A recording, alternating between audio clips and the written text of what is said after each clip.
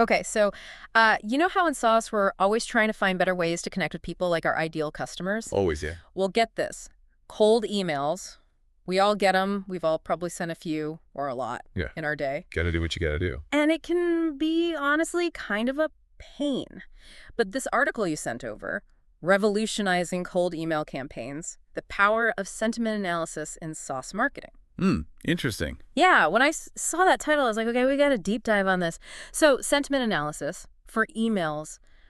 I'm intrigued, but I need you to break this down for me. Okay, so picture this. You get an email. Instead of just seeing the words, you're also getting a read on the feeling behind them. Right? Okay, yeah, like a vibe check for my inbox. I'm listening. It's like that. Sentiment analysis uses AI and natural language processing to figure that out. Excited, annoyed, bored. Whatever it is, AI is picking up on it. So it's like having like a super-powered assistant who can tell me if my email was a hit or a total miss. Exactly. Think about getting a reply that just says, thanks for the info. Hmm. Is that genuine interest? Or are they just being polite before hitting delete? Oh, I've definitely sent a few of those polite delete replies in my time. We all have. But sentiment analysis can actually tell the difference. Wow. Okay, no, that is powerful stuff. Knowing that could totally change how I follow up or even how I write that first email in the first place. But isn't that like just being human?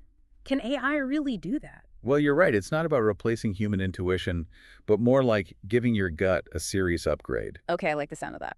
Think about it. You can tell how a conversation's going with one person pretty easily, but hundreds of emails. Sentiment analysis can do that, no problem, and even spot trends you'd probably miss. That's wild. It's like having like a superpower to read the emotional temperature of everyone you're trying to reach. And this article mentioned a company that used this to get a 35% increase in response rates. What were they doing? Segmentation. Instead of one message for everyone, they use sentiment analysis to group people based on how they responded to past emails. Oh, smart. Let's say a group loves your funny subject lines. You keep doing that with them. But the people who don't, try something else. Okay, so you're using sentiment scores as data points to fine-tune everything. This is blowing my mind a little, I gotta be honest. What's really cool is that this is just the beginning. It's not just about open rates or clicks anymore. It's about understanding how your message lands and what to tweak. Okay, so this all sounds seriously powerful. But like, can we talk practicality for a sec? How am I actually using this sentiment analysis thing in my day-to-day? And that's the best part. It's way simpler than you'd think.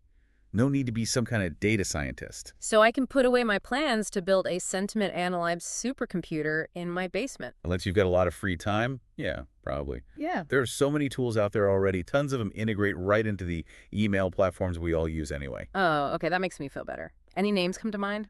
Just so our listeners can get a sense of what we're talking about. Of course. So you've got your big names like Google and IBM. They've got really sophisticated sentiment analysis stuff. But there are also smaller companies doing cool things too, even some made just for cold emailing. Honestly, a quick Google search will give you a ton of options. Perfect. So say I've got my tool all picked out. Yeah. What's step one? Where do I even start? Honestly, just try stuff.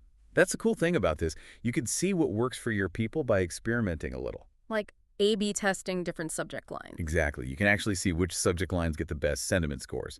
Maybe your audience loves humor, maybe they don't. Now you're not guessing, you're knowing. Love it. So what about follow-up emails? That always feels tricky to me. This feels like it could be huge for knowing when to be persistent versus when to back up. Totally. It's like having a secret weapon. Let's say you send a follow-up. The response is lukewarm, maybe even kind of negative. Ouch. Yeah, I know that feeling. Right. But instead of wondering what went wrong, time to switch it up. Maybe the timing was off or the whole approach needs to change. You're saying let the data guide the strategy, not just my gut feeling. Yes. Yeah. And it goes even deeper. You can personalize those follow-ups way better, too. Right. Let's say someone was frustrated about, I don't know, a feature in your product, right? Okay, yeah. You can use that to tailor your response. Show them you're actually listening. You actually want to help. Okay, so we're not talking about those generic template emails everyone's tired of. This is like personalized to the max. Exactly. That's how you stand out. But we've got to talk about the elephant in the room here, data privacy. That's a big one in the article, too. Right, of course.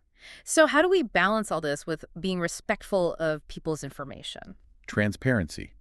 Tell people how you're using their data. Let them know this is about making their experience better. People are way more understanding if you're upfront. Absolutely. Okay, so this has been super eye-opening already, but I'm ready to get even more tactical. What are some concrete steps people listening can take today? What can they actually do to start using this? All right, lay it on me. What can our listeners do, like right now, to get started with this whole sentiment analysis thing? You know, the best way to start is just to jump in and try it out. I love that. Dive right in. A lot of these tools have like free trials or freemium plans, so you can experiment without taking a big risk. No risk, all reward. I like it. Right? Try with a small group, see what you get. Honestly, you'll probably be surprised how quickly you start to see some patterns. Okay, so no overthinking it. Just get in there and start playing around. What else? We were talking about subject lines. Yeah, always a tough one. That's a great place to use this. Start A/B testing them different approaches and see what gets the best sentiment. Humor, straight to the point. The data will tell you. It's like I always say, don't guess, test. But this takes the guesswork out of it, which I love. Exactly.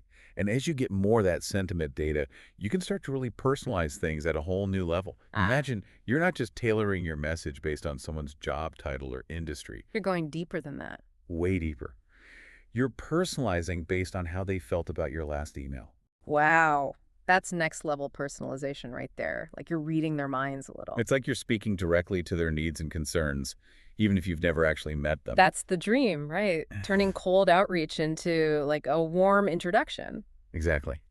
But it's not just about sending a couple of emails and being done. It's got to be part of how you build those relationships over time.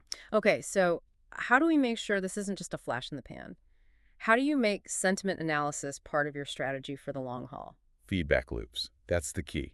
You have to look at the data regularly, what's working, what's not landing. Always be analyzing. Yes. And then use that to fine-tune everything.